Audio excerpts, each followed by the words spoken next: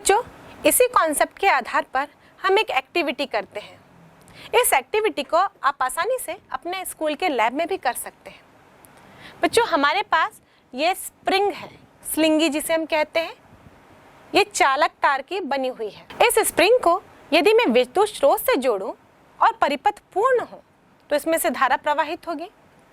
यहाँ पे हमने कुछ इस तरीके से अरेंजमेंट किया है कि स्प्रिंग को हमने ऊर्ध्वाधर लटका दिया है इस स्टैंड की सहायता से, और इसके एक छोर को तो हमने विद्युत स्रोत से जोड़ा है। विद्युत स्रोत का जो दूसरा छोर आ रहा है तार की सहायता से, उसे हमने नीचे रखे इस बर्तन में पारे की सहायता से जोड़ने की कोशिश की है। पारा यानी कि लिक्विड धातु जो कि चालक है, यानी कि विद्युत धारा को प्रवाहित करेगा। अब जब ये स्प्रिंग इस पारा में टच होगा, इससे कांटेक्ट में आएगा, तो ये सर्किट कंप्लीट हो जाएगा और यहाँ से विद्युत धारा प्रवाहित होगी। और जब टच नहीं होगा, इस पारा से अलग रहेगा, तो इस सर्किट से धारा प्रवाहित नहीं होगी क्योंकि ये सर्किट अपूर्ण होगा।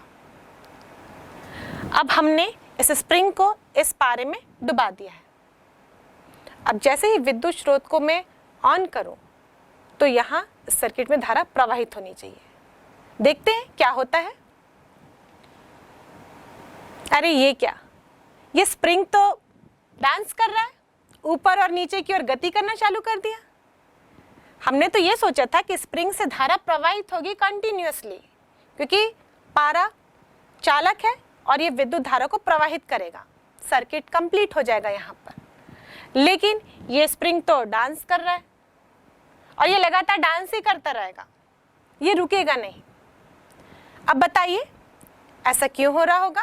यहाँ हम स्प्रिंग के स्ट्रक्चर को देखें तो इस प्रकार ये रिंग आपस में एक दूसरे के समांतर हैं।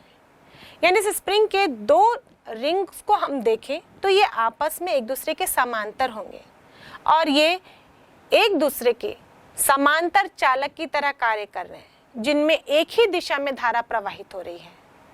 और जब एक ही दिशा में धारा प्रवाहित होती है तो ये चालक एक दूसरे को आकर्षित करेंगे। जब चालक एक दूसरे को आकर्षित करेंगे, यानी स्प्रिंग के प्रत्येक वृत्त एक दूसरे को आकर्षित करेंगे, तो जो स्प्रिंग है ये सिकुड़ जाएगा, इसमें कंप्रेशन हो जाएगा।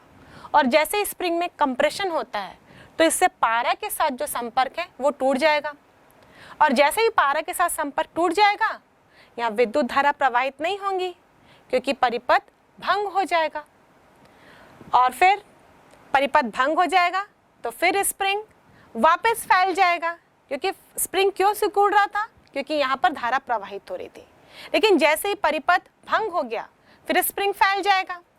जैसे ये पारा को टच करेगा फिर धारा प्रवाहित होगी, फिर स्प्रिंग सिकुड़ जाएगा। यानी कि यहाँ पर लगातार कंप्रेशन एक्सपेंशन चलता ही रहेगा और ये स्प्रिंग लगातार ऐसे ही डांस करता रहेगा। इस पूरे सेटअप को हम रॉगेट सर्पिल प्रयोग के नाम से जानते हैं, रॉगेट स्पाइरल एक्सपेरिमेंट। और ये रॉगेट स्पाइरल एक्सपेरिमेंट का सेटअप आप आसानी से अपने स्कूल के लैब में लगा सकते हैं और ये डांसिंग स्प्रिंग आप आराम से देख सकते हैं। अच्छा, ये बताइए कि अब दोनों चालकों में यदि धारा विपरीत दिशा में प्रवाहित हो रही होगी तो क्या होगा। जो दोनों चालकों में लगने वाला बल है उसका परिमाण तो वही होगा जो सूत्र अनुसार हमने निकाला, यानी कि F बराबर μ0/2 पाई I1I2/d। यह सूत्र इन दोनों चालकों की प्रति एकांक लंबाई में कार्य करने वाले बल का होगा।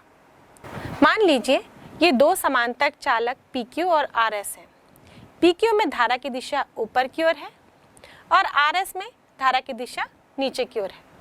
ये दोनों ही चालक इस बोर्ड तल पे है, आपकी कॉपी के कागज तल पे है। अब हम फ्लेमिंग के उल्टे हाथ का इस्तेमाल करेंगे इसमें लगने वाले बल की दिशा को बताने के लिए। अब ये पहला वाला जो चालक है PQ, इसमें धारा ऊपर की ओर है। अब मैं PQ की ओर अपना अंगूठा रखूंगी, धारा ऊपर की ओर है।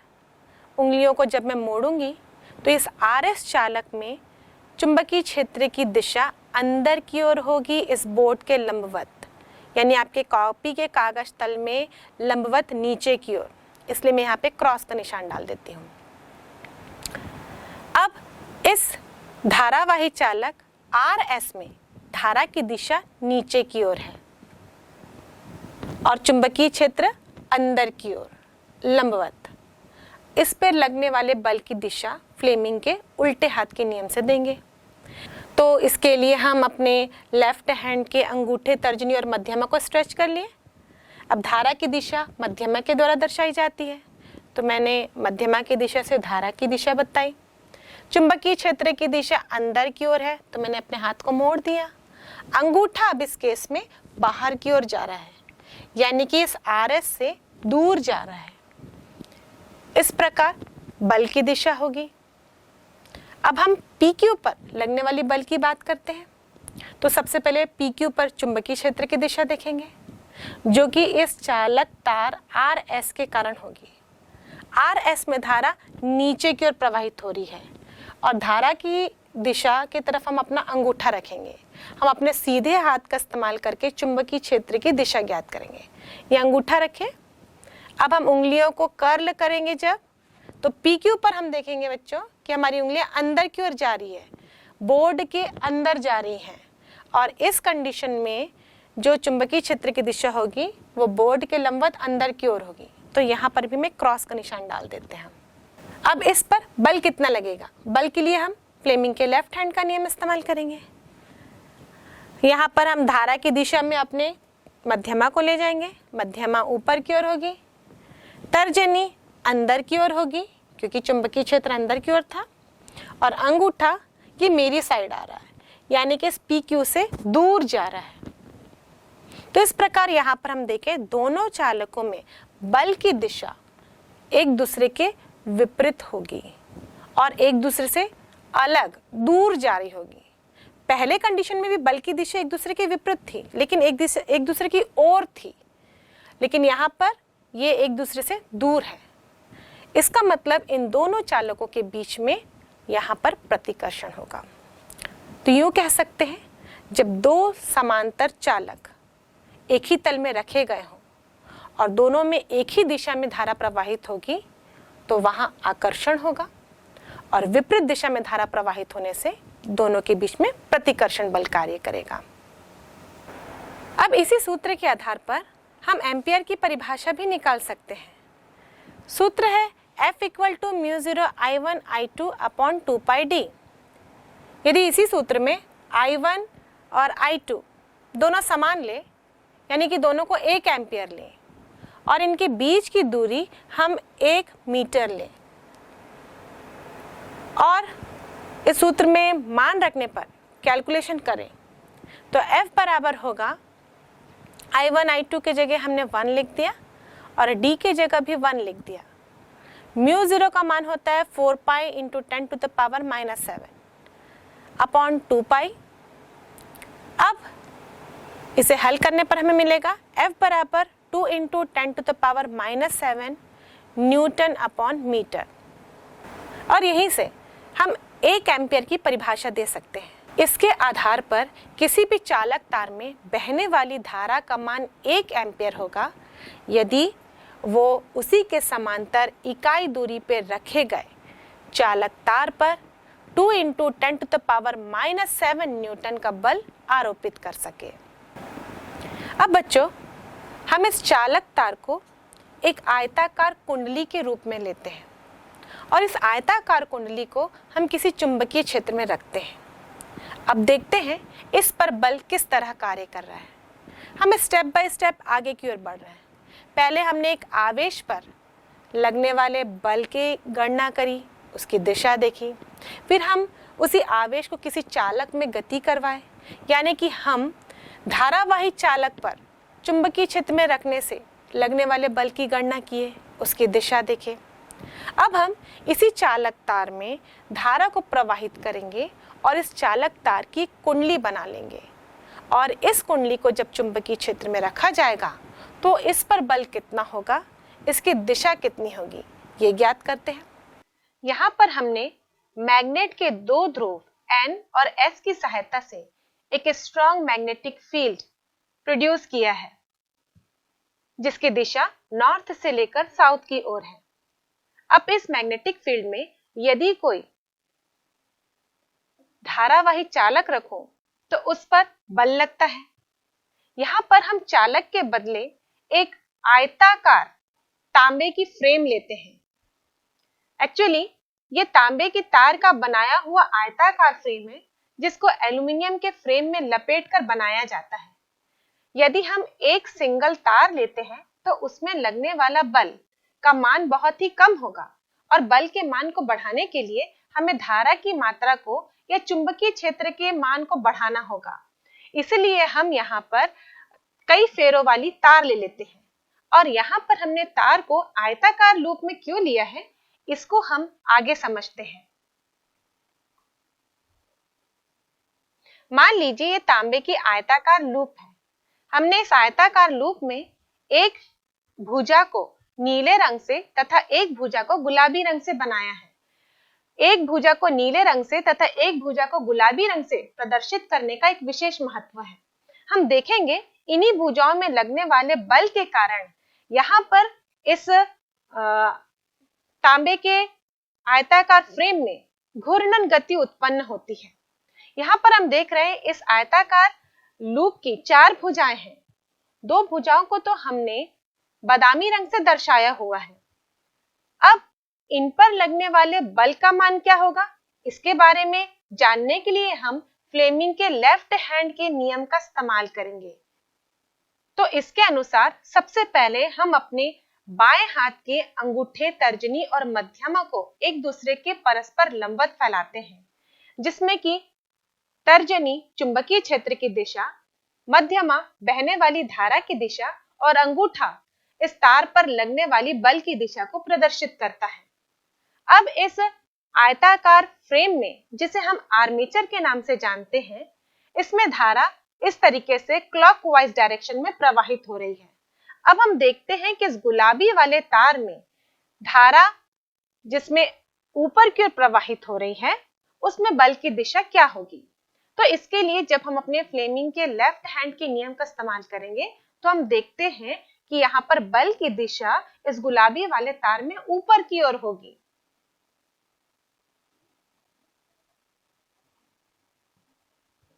जबकि हम इसी नियम के आधार पर इस नीले वाले तार पर बल की दिशा निकालने का प्रयास करें तो चूंकि मध्यमा की दिशा धारा को बता रहा है और धारा की दिशा हमारी ओर ही आ रही है, चुंबकीय क्षेत्र की दिशा तर्जनी के अनुसार दर्शाई जाएगी।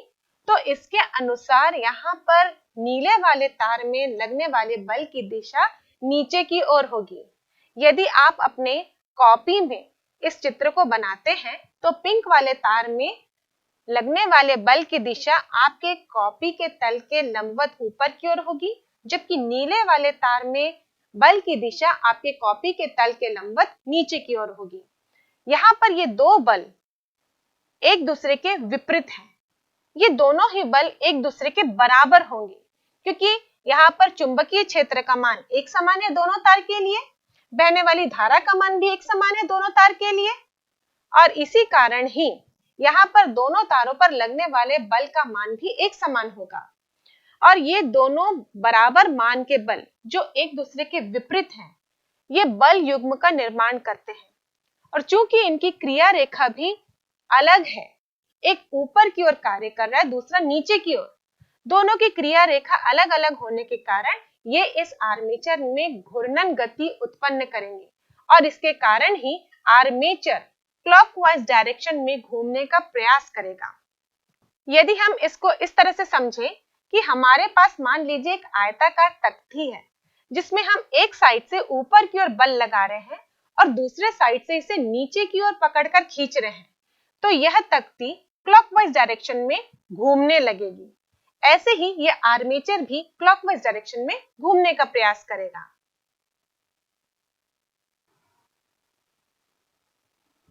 यह आर्मेचर चुंबकीय क्षेत्र के समांतर रखा गया था, लेकिन इस बल युग्म के आघूर्ण के कारण इसमें जो घूर्णी गति उत्पन्न हुई है, इसके कारण ये क्लॉकवाइज घूमते हुए अब आर्मेचर इस चुंबकीय क्षेत्र के लंबवत हो गया।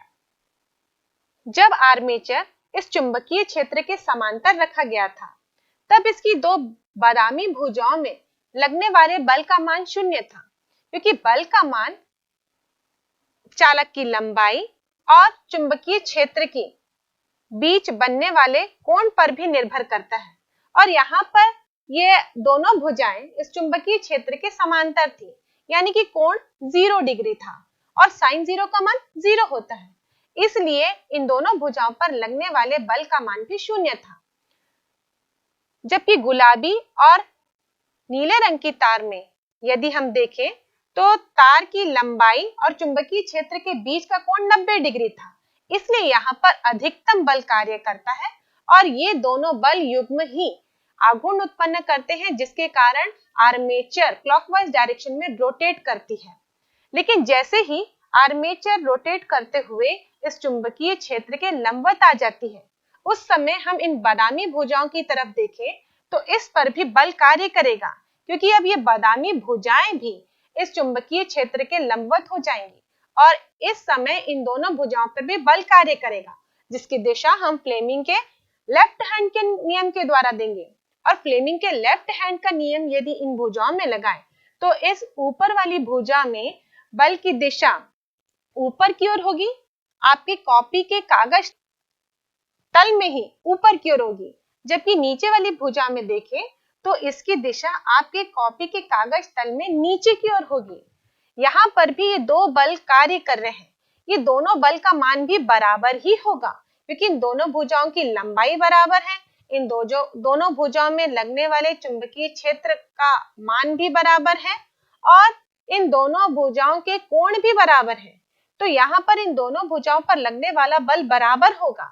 ये दोनों बल विपरीत दिशा में भी कार्य कर रहे हैं, लेकिन ये एक ही क्रिया रेखा में कार्य करने के कारण एक दूसरे को कैंसल कर देंगे और इन दोनों बलों के कारण कुल बल का मान शून्य हो जाएगा।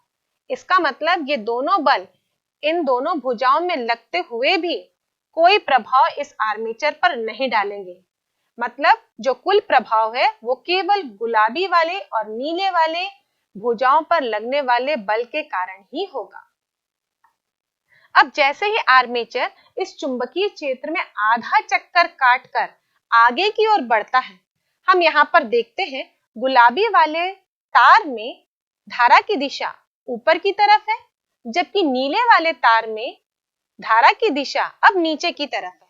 और धारा की इस दिशा के कारण अब हम इस तार पर लगने वाले बल की दिशा ज्ञात करें फ्लेमिंग के लेफ्ट हैंड के नियम से, तो यह बल की दिशा ऊपर की ओर होगी, जबकि नीले वाले तार में फ्लेमिंग के दाएं हाथ के नियम के अनुसार यदि हम बल की दिशा निकालें तो यह दिशा इस तार में नीचे की ओर होगी।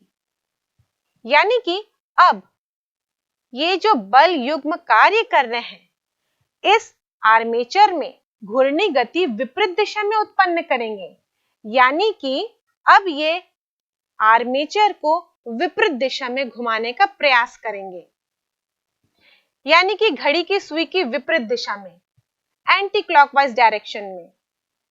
इसीलिए यदि इस आर्मेचर को क्लॉकवाइज डायरेक्शन में हमें कंटिन्यूअसली रोटेट करना है तो या तो हमें इस चुंबकीय क्षेत्र की दिशा को परिवर्तित करना होगा या इस तार में बहने वाली धारा की दिशा को परिवर्तित करना होगा। चुंबकीय क्षेत्र की दिशा को परिवर्तित करना इतना आसान नहीं होता, इसकी व्यवस्था थोड़ी कठिन हो जाती है। इसलिए हम इस तार में बहने वाली धारा की दिशा को रिवर्स कर देते हैं। और जब हम धारा की दिशा को रिवर्स करते हैं, यानी कि गुलाबी वाले तार में धारा की दिशा हमारी ओर होगी, जबकि नीले वाले तार में धारा की दिशा ऊपर की ओर होगी, यानी कि कागज तल में आपके ऊपर की ओर हुई। उस कंडीशन में फिर से यह आर्मेचर क्लॉकवाइज डायरेक्शन में रोटेट करने लगेगा, क्योंकि इस कंडीशन में पिंक वाली तार में लगने वाले बल की दिशा नीचे की तरफ होगी, जबकि नीले वाले तार में लगने वाले बल की दिशा ऊपर की ओर होगी। और इस प्रकार ये आर्मेचर कंटिन्यूअसली इस चुंबकीय क्षेत्र में रोटेट करता जाएगा एक ही डायरेक्शन में। और यही प्रिंसिपल का इस्तेमाल किया जाता है मोटर बनाने के लिए या फिर धारा मापी बनाने के लिए। अब इस एक समान चुंबकीय क्षेत्र में इस आयताकार लूप पर लगने वाले बल आघूर्ण का सूत्र ज्ञात करते हैं। मान लीजिए यह एक समान चुंबकीय क्षेत्र को हम B से दर्शा रहे हैं और इस आयताकार लूप को हम PQRS से दर्शा रहे हैं। मान लीजिए इस लूप की लंबाई PQ बराबर RS बराबर L है तथा लूप की चौड़ाई QR बराबर SP बराबर B है। मान लीजिए इस PQRS में I धारा इस तीर के निशान की दिशा में प्रवाहित हो रही है। तब इस धारावाही भुजा SP और QR पर लगने वाला बल एक ही रेखा में लूप के तल में विपरीत दिशा में कार्य करेंगे, अतः ये एक दूसरे के प्रभाव को निरस्त कर देंगे। स्पष्ट है कि इन दोनों बलों का लूप के घूर्णन पर कोई प्रभाव नहीं पड़ेगा। धारावाही भुजा PQ और RS इन दोनों भुजाओं पर लगने वाले बल के कारण ही इस आयताकार लूप में घूर्णी गति उत्पन्न होगी। जैसा कि हम पहले ही डिस्कस कर चुके हैं कि इन दोनों भुजाओं पर लगने वाला बल अधिकतम होगा, जिसे हम ILB द्वारा प्रदर्शित करेंगे। ये दोनों ही बल परिणाम में बराबर हैं तथा भिन्न-भिन्न क्रियाओं रेखाओं में विपरीत दिशा में कार्य करते हैं, अतः ये बल युग्म का निर्माण करेंगे जिससे लूप विक्षेपित हो जाएगा और इस बल युग्म को विक्षेपक बल युग्म तथा इसके आघूर्ण को विक्षेपक बल आघूर्ण कहते हैं। अतः विक्षेपक बल आघूर्ण बराबर एक बल इंटू दोनों बलों के बीच की लंबवत दूरी होगी। और इस चित्र अनुसार हम देखें, इस कुंडली के तल का इस चुंबकीय क्षेत्र के साथ कोण थीटा है। तो इस चित्र अनुसार देखें तो इन दोनों बलों के बीच की लंबवत दूरी PO होगी। तो हम लिख सकते हैं टाउ बराबर एक बल का परिमाण यानी कि ILB इंटू इनके बीच की लंबवत दूरी यानी कि PO। अब इस त्रिभुज POS में देखें तो यह एक समकोण त्रिभुज है और साइन थीटा बराबर होता है लंब बटे कर्ण। तो हम लिखेंगे साइन थीटा बराबर PO अपॉन SP और PO बराबर होगा SP into sine theta. SP बराबर B है तो हम लिखेंगे PO बराबर B साइन थीटा और यह मान समीकरण में रखने पर हमें मिलेगा टाउ बराबर ILB into B sine theta, tau बराबर ILB साइन थीटा और यहाँ से L इंटू B देखें तो ये इस लूप की लंबाई और चौड़ाई का गुणनफल है। तो यह लूप का क्षेत्रफल को प्रदर्शित करता है जिसे हम A से दर्शाते हैं। तो टाउ बराबर IAB साइन थीटा होगा और यह बल आघूर्ण का व्यंजक है। हम जानते हैं कि टाउ यानी कि बल आघूर्ण एक सदिश राशि है। तो इस सूत्र को यदि हम सदिश के रूप में लिखें तो ये होगा सदिश टाउ बराबर I इंटू सदिश A क्रॉस सदिश B। यहाँ इस सूत्र में साइन थीटा था, इसलिए दोनों सदिशों के बीच में सदिश गुणन आएगा और यह बल आघूर्ण के लिए अभिष्ट व्यंजक है। जैसा कि हम जानते हैं कि आर्मेचर में तांबे की तार के कई फेरे होते हैं। मान लीजिए इस लूप में फेरों की संख्या n हो तो लूप पर कुंडली में लगने वाला बल आघूर्ण n गुना बढ़ जाएगा। इसलिए हम लिख सकते हैं टाउ बराबर NIAB साइन थीटा और सदिश रूप में लिखें तो सदिश टाउ बराबर NI सदिश A क्रॉस सदिश B। अब हम विशेष स्थितियां देखते हैं। यदि थीटा बराबर 0 हो, इसका अर्थ है जब लूप का तल चुंबकीय क्षेत्र के लंबवत होता है। इस कंडीशन में हम साइन थीटा बराबर साइन 0 लिखेंगे जिसका मान 0 होता है और यहाँ पर टाउ बराबर भी 0 हो जाएगा। अतः जब लूप का तल चुंबकीय क्षेत्र के तल के लंबवत होता है तो उस पर लगने वाले बल आघूर्ण का मान भी 0 हो जाता है और इस स्थिति को हम लूप की स्थायी साम्य अवस्था कहते हैं। अब हम अगली स्थिति देखते हैं जहाँ थीटा बराबर 90 डिग्री हो। थीटा बराबर 90 डिग्री का मतलब होता है जब लूप का तल चुंबकीय क्षेत्र के समांतर हो और इस स्थिति में टाउ बराबर NIAB साइन 90 होगा और यहाँ पर साइन 90 बराबर 1 होगा जो कि साइन का अधिकतम मान होता है, इसलिए टाउ बराबर NIAB लिखेंगे और यह बल आघूर्ण का अधिकतम मान होगा।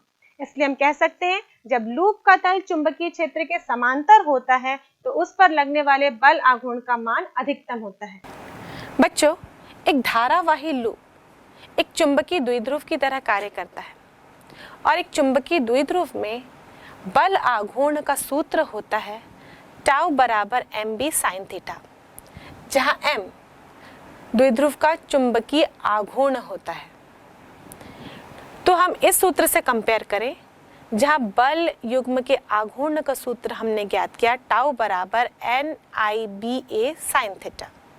इन दोनों सूत्रों को कंपेयर करें क्योंकि दोनों सूत्र बल युग्म के आघूर्ण के लिए लिखे जाते हैं। तो यहाँ से M बराबर होगा NIA, यानी कि चुंबकीय आघूर्ण बराबर होगा NIA, जहाँ N इस कुंडली में फेरे की संख्या है, I बहने वाली धारा है और A इस कुंडली से घिरा हुआ क्षेत्रफल है। तो इसके आधार पर चुंबकीय आघूर्ण का मात्रक हो जाएगा एम्पियर मीटर स्क्वायर, एम्पियर धारा का मात्रक और मीटर स्क्वायर क्षेत्रफल का मात्रक। और चुंबकीय आघूर्ण का विमीय सूत्र हम लिख सकते हैं M0 L square T0 A। बच्चों, इसी कॉन्सेप्ट के आधार पर हम धारामापी और मोटर जैसे उपकरण का निर्माण करते हैं। जब धारामापी और मोटर जैसे उपकरण का निर्माण किया जाता है तो यहाँ पे ध्यान रखा जाता है कि कुंडली का तल चुंबकीय क्षेत्र के समांतर हो, क्योंकि इसी कंडीशन में ही, इसी स्थिति में ही बल आघूर्ण का मान अधिकतम होता है। मोटर की संरचना और उसकी कार्यविधि के बारे में हम नेक्स्ट चैप्टर में चर्चा करेंगे। इस पाठ में हम धारामापी के प्रकार, उसकी संरचना तथा उसके कार्यविधि के बारे में पढ़ेंगे। बच्चों, धारामापी में दो मुख्य भाग होते हैं, एक फ्रेम यानी कि कुंडली और दूसरा चुंबक जो कि चुंबकीय क्षेत्र उत्पन्न करता है। अब इन दोनों भागों में से कोई एक भाग स्थिर रहता है और दूसरा भाग गतिशील रहता है और इसी के आधार पर धारामापी को दो भागों में बांटा जाता है। एक चल चुंबक धारामापी, इसमें चुंबकीय क्षेत्र गतिशील रहता है, यानी कि जो चुंबकीय क्षेत्र उत्पन्न करने के लिए हम चुंबक लगाए जाते हैं वो रोटेट कर सकता है। ऐसे धारामापी के उदाहरण हैं स्पर्शीय धारामापी और हेल्महोल्ट्ज धारामापी। पहले इन दोनों धारामापी का कार्यविधि, कंस्ट्रक्शन ये हमारे कोर्स में हुआ करता था, पर फिलहाल ये अब हमारे कोर्स में नहीं है। पर अभी भी आपको अपने स्कूलों के लैब में स्पर्शीय धारामापी ज़रूर देखने को मिलेगी। ये स्पर्शीय धारामापी कुछ इस प्रकार दिखता है और ये हेल्महोल्ट्ज धारामापी है। पाठ्यक्रम के अनुसार हम धारामापी के दूसरे प्रकार के बारे में चर्चा करते हैं। दूसरे प्रकार का धारामापी है चल कुंडली धारामापी। नाम से स्पष्ट है, यहाँ पर कुंडली गतिशील होगी और चुंबक स्थिर होगा, मतलब चुंबकीय क्षेत्र यहाँ पर स्थिर रहेगा और उस स्थिर चुंबकीय क्षेत्र के अंदर कुंडली गति कर सकती है। चल कुंडली धारामापी के दो प्रकार हैं, एक निलंबित कुंडली धारामापी और दूसरा किलकित कुंडली धारामापी। सबसे पहले हम निलंबित कुंडली धारामापी की संरचना को देखते हैं। नाम से स्पष्ट है, निलंबित कुंडली यानी कि यहाँ पर कुंडली निलंबित होगी, लटकी हुई होगी और यहाँ लटकाने के लिए हम स्पेशल तार का इस्तेमाल करते हैं। ये तार फॉस्फोर ब्रॉन्ज की मिश्र धातु की बनी होती है। फॉस्फोर ब्रॉन्ज की मिश्र धातु का इस्तेमाल इसके विशेष गुण के कारण किया जाता है। सबसे पहले तो फॉस्फोर ब्रॉन्ज विद्युत का अच्छा चालक है। दूसरा, इस पदार्थ की प्रत्यास्था अधिक होती है। प्रत्यास्था अधिक होने के कारण यदि इसमें कोई विकृति उत्पन्न हो जाती है बल लगाने से, तो बल हटाने के बाद ये वापस अपनी आकृति को ग्रहण कर लेता है। जैसा कि हम लोग जानते हैं इलास्टिक क्या होता है, जब हम लोग उसको खींचते हैं, बल लगाते हैं तो उसका आकृति चेंज हो जाती है, लेकिन जैसे बल हटाते हैं तो वापस उसी अवस्था में आ जाता है, उसकी आकृति वैसी हो जाती है। तो यहाँ पर फॉस्फोर ब्रॉन्ज की प्रत्यास्था अधिक होती है। तीसरा, इसकी ऐंठन दृढ़ता कम होती है, मतलब ये जो तार है एक्चुअली हम आगे इसकी कार्यविधि में देखेंगे ऐंठता है, तो इसकी ऐंठन दृढ़ता कम होती है, जिसके कारण जैसे ही बल युग्म हटाया जाता है तो वापस वो अपनी आकृति को ग्रहण कर लेता है। इसलिए हम इस विशेष मिश्र धातु की बनी हुई फॉस्फोर ब्रॉन्ज की तार का इस्तेमाल करते हैं। ये जो कुंडली होगी ये तांबे की बनी होती है, जो कि किसी एल्युमिनियम के फ्रेम में लपेट कर बनाई जाती है। ये एल्युमिनियम का फ्रेम आयताकार होता है और एल्युमिनियम का फ्रेम हम इसलिए चुनते हैं क्योंकि एल्युमिनियम अचुंबकीय पदार्थ है, यानी कि चुंबकीय क्षेत्र का उस पर कोई प्रभाव नहीं पड़ता। और इस एल्युमिनियम के फ्रेम को एक नर्म लोहे की क्रोड पर रखा जाता है। नर्म लोहे का इस्तेमाल इसलिए किया जाता है क्योंकि वो आसानी से चुंबकित हो जाता है, और जब वो आसानी से चुंबकित होगा तो उससे अधिकतम चुंबकीय बल रेखाएं गुजरेंगी, जिसके कारण चुंबकीय क्षेत्र का मान अधिकतम होगा। अब यहाँ पर चुंबकीय क्षेत्र लगाने के लिए हम दो नाल चुंबकों का इस्तेमाल करते हैं। ये दोनों चुंबक अवतल आकृति के होते हैं, जो कि बेलनाकार शेप में होंगे। यहाँ पर अवतल आकृति के चुंबकीय ध्रुवों का इस्तेमाल क्यों किया जाता है? ताकि इसकी सहायता से हम इस फ्रेम में, इस कुंडली में त्रिज्यीय चुंबकीय क्षेत्र लगा सकें, यानी कि रेडियल मैग्नेटिक फील्ड प्रोड्यूस कर सकें, ताकि हर बार इस फ्रेम का तल और चुंबकीय क्षेत्र का तल एक दूसरे के समांतर रहे, जिससे कि अधिकतम बल आघूर्ण उत्पन्न हो सके। साथ ही हम देखते हैं कि इसकी कंस्ट्रक्शन में, यानी कि तार में एक दर्पण लगा हुआ है और यहाँ पर लैंप पैमाने की व्यवस्था की जाती है। इस दर्पण पर प्रकाश डाला जाता है और ये प्रकाश का रिफ्लेक्शन इस पैमाने पर देखा जाता है। जब कुंडली में धारा प्रवाहित होती है, उसके कारण इस कुंडली में बल आघूर्ण उत्पन्न होता है और उसके कारण ये कुंडली डिफ्लेक्ट हो जाती है, घूर्णी गति करती है। जब ये कुंडली घूर्णी गति करेगी, चूंकि ये कुंडली तार से लटकी हुई है, तो इस तार में ऐंठन उत्पन्न होगा, जिसके कारण इस दर्पण में भी चेंज आ जाएगा। और जब दर्पण में चेंज आएगा तो प्रकाश जो रिफ्लेक्ट होकर इस दर्पण से जारी थी, उस पैमाने को हम देखें तो उसकी स्थिति भी चेंज हो चुकी होगी। और इसी का अध्ययन करके हम इस निलंबित कुंडली धारामापी का पाठ्यांक नोट करते हैं। इस कुंडली का एक छोर इस फॉस्फर ब्रोंज की तार से जुड़ा हुआ है, जिसका एक छोर इस T1 पॉइंट से जुड़ा हुआ है, और इस कुंडली का दूसरा छोर स्प्रिंग की सहायता से T2 से जुड़ा हुआ है। स्प्रिंग का इस्तेमाल भी इसलिए किया जाता है क्योंकि बल लगाने पर इसकी आकृति चेंज हो जाती है, लेकिन जब बल को हटाया जाए तो वापस स्प्रिंग अपने पोजीशन पर आ जाता है। इसलिए हमने कुंडली के एक छोर को स्प्रिंग SP से जोड़ दिया है। इस धारामापी को जब हम किसी परिपथ में जोड़ते हैं तो इसे T1 और T2 दोनों सिरों के सहायता से ही किसी परिपथ में श्रेणी क्रम में जोड़ देते हैं, और धारा किसी भी एक सिरे, चाहे T1 हो चाहे T2 हो, वहाँ से होती हुई कुंडली से गुजरती हुई दूसरे सिरे तक पहुँच जाती है। और इस प्रकार धारामापी किसी भी परिपथ में धारा की दिशा और उसका परिमाण दोनों का मापन कर सकता है। अब इस निलंबित कुंडली धारामापी की सहायता से धारा का मापन किस प्रकार किया जाता है, इसका सूत्र ज्ञात करते हैं। जब इस कुंडली में धारा प्रवाहित की जाएगी तो ये कुंडली बल युग्म के आघूर्ण के कारण घूर्णी गति करेगी।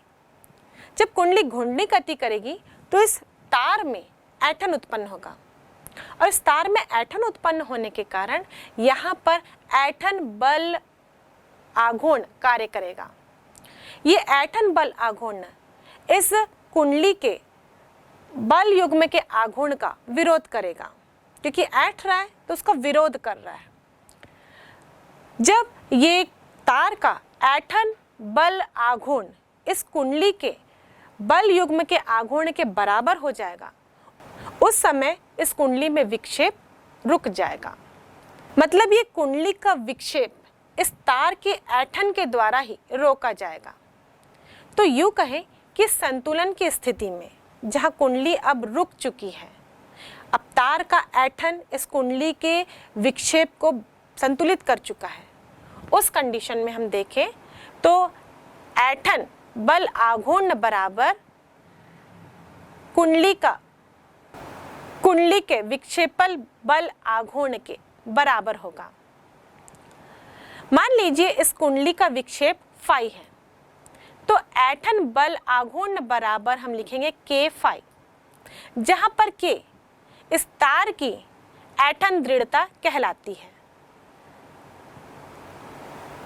यहां से ऐंठन बल आघूर्ण हो जाएगा के फाई और विक्षेपक बल आघूर्ण जैसा कि हमने सूत्र से ज्ञात किया था, यह होगा टाउ बराबर NIBA साइन थीटा।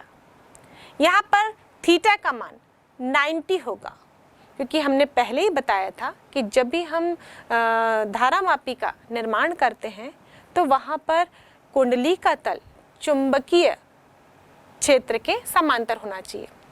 कुंडली का तल चुंबकीय क्षेत्र के समांतर है, यानी इस कुंडली का क्षेत्र सदिश इस चुंबकीय क्षेत्र के लंबवत होगा, यानी कि 90 का कोण बनाता होगा। इसीलिए यहाँ पर हम साइन 90 लिखेंगे और साइन 90 का मान 1 होता है, यानी कि यहाँ पर अधिकतम बल आघूर्ण प्राप्त होगा और वो होगा NIBA। तो हम NIBA बराबर लिखेंगे के फाई, यहाँ से I बराबर होगा K upon NBA into phi. यहाँ हम देखें तो K यानी कि उस तार की ऐंठन दृढ़ता ये एक नियतांक है, N कुंडली में फेरों की संख्या वो भी नियत है, A कुंडली का क्षेत्रफल वो भी नियत है और चुंबकीय क्षेत्र भी नियत है। ये सारे नियतांकों को हम एक नए नियतांक से दर्शाएंगे, इसे हम लिखेंगे G, जहाँ पर G धारामापी नियतांक यानी कि गैल्वेनोमीटर कांस्टेंट के नाम से जाना जाता है। इस G को हम दक्षता नियतांक भी कहते हैं, इंग्लिश में फिगर ऑफ मेरिट के नाम से जाना जाता है। तो यहाँ से I बराबर हो जाएगा G फाई, जहाँ G बराबर होगा K अपॉन NAB। और यहाँ से हम देखें तो धारा का मान इस फाई के समानुपाती होगा, तो हम यूँ लिख सकते हैं I समानुपाती है फाई के, यानी कि इस धारामापी से बहने वाली धारा I कुंडली के विक्षेप के समानुपाती होती है। तो हम कुंडली का विक्षेप ज्ञात करेंगे तो धारा के मान को कैलकुलेट कर सकते हैं। अब इस कुंडली में उत्पन्न विक्षेप फाई को कैसे कैलकुलेट किया जाए, इसके लिए हम लैंप पैमाने की व्यवस्था करते हैं। इस तार में जिसके द्वारा कुंडली निलंबित हुई थी, हमने एक दर्पण की व्यवस्था की थी।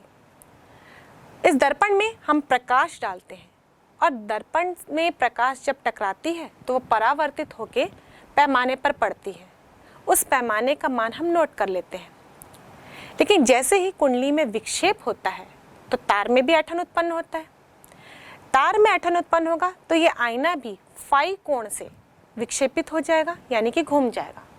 अब इस पर जो प्रकाश पड़ रहा था पहली अवस्था में, अब वो भी परावर्तित हो जाएगा। और हम जानते हैं कि जब दर्पण थीटा कोण से विक्षेपित होता है तो उससे परावर्तित प्रकाश उससे दुगने कोण से विक्षेपित हो जाता है। तो यहाँ पर जब हमने फाई कोण लिया है इस दर्पण के विक्षेप में, तो जो प्रकाश का विक्षेप होगा पैमाने में वो 2 फाई कोण से विक्षेपित हो जाएगा। मान लीजिए ये दर्पण इस पैमाने से d दूरी पर स्थित है।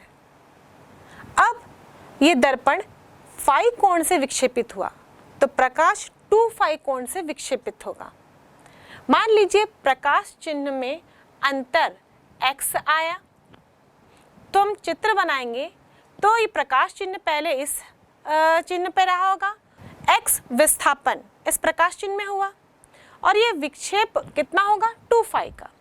तो हमको एक समकोण त्रिभुज प्राप्त हो रहा है जिसमें कि हम कोण देखें तो ये 2 फाई होगा।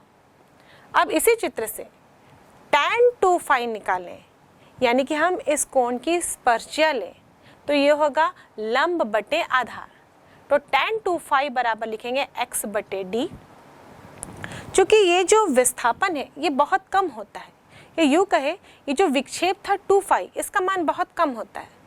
हम जानते हैं tan 0 बराबर 0 होता है, मतलब कम कोण की स्पर्शिया लें तो वो उसी कोण के बराबर होती है। इसलिए tan 2 फाई बराबर हम लिखेंगे 2 फाई।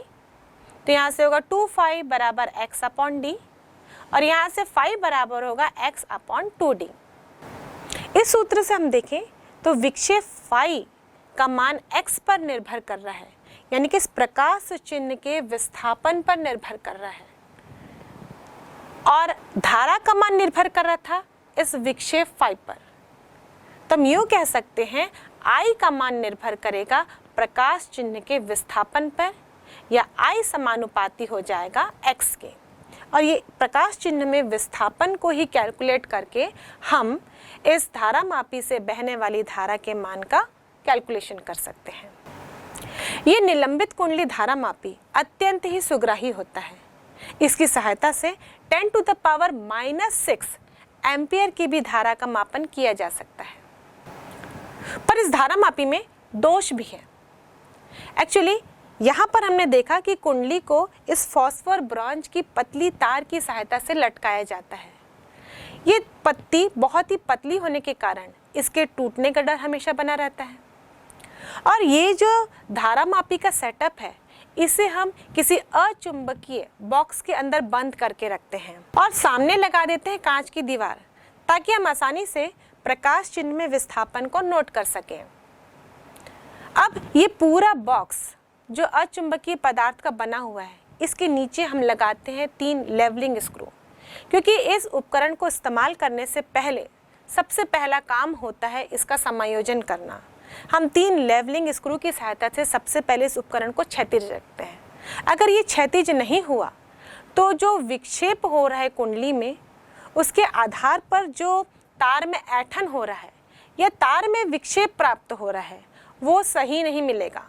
क्योंकि अगर तल तिरछा हुआ, उसके कारण दर्पण में विक्षेप सही प्राप्त नहीं होगा, और यूं कहें जो प्रकाश किरण हम उस दर्पण में डाल रहे थे, उसका विक्षेप भी सही प्राप्त नहीं होगा।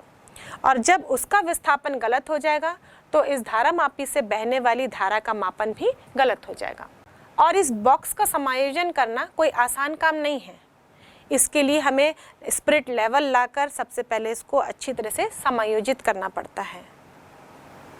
और दूसरा, जब इस उपकरण को एक स्थान से लेकर दूसरे स्थान शिफ्ट करना हो तो उसमें भी सावधानी बरतनी पड़ती है, क्योंकि जब हम उसके स्थान को चेंज करते हैं, किसी नए स्थान पर ले जाते हैं, तो फिर उसे समायोजित करना पड़ता है, उसके तल को समतल करना पड़ता है, और साथ ही बहुत सावधानी पूर्वक उसको एक स्थान से दूसरे स्थान तक ले जाया जाता है, ताकि उसमें जो निलंबन तार है वह ना टूटे। अब बच्चों, ये सुग्राहिता यानी कि सेंसिटिविटी से हम क्या समझते हैं? सेंसिटिविटी का मतलब होता है किसी कारक के आधार पर उसे प्रतिक्रिया देना। यहाँ पर धारा मापी में जब धारा प्रवाहित होती है तो कुंडली में विक्षेप होता है।